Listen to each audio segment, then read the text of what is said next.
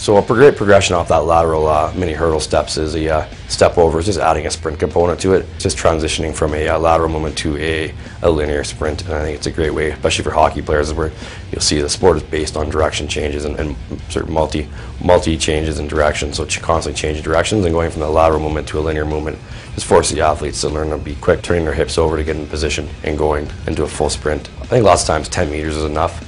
But if you wanted to get into more of a full sprint, you can go a little bit farther. You're trying to focus on that direction change, or the transition. So the transition from the lateral movement and how fast they can get into a full sprint, and you want to be able to do that in 10 meters. Not a lot of times in hockey are you can be going in that same direction, 10 meters even, let alone more than that. So you want to change it pretty quick and not having the long lengths of run. Common mistakes are just how they lower their hips on their stop and start, so how they drop their hips in load position. If you watch the way they make contact in their last step before they transition back with their ankle, making sure that they're not leading too far with an extended leg and plantar flex toe. Be nice and stiff and strong through that ankle. Keep the hips nice and low, and keep your feet close enough to your hips.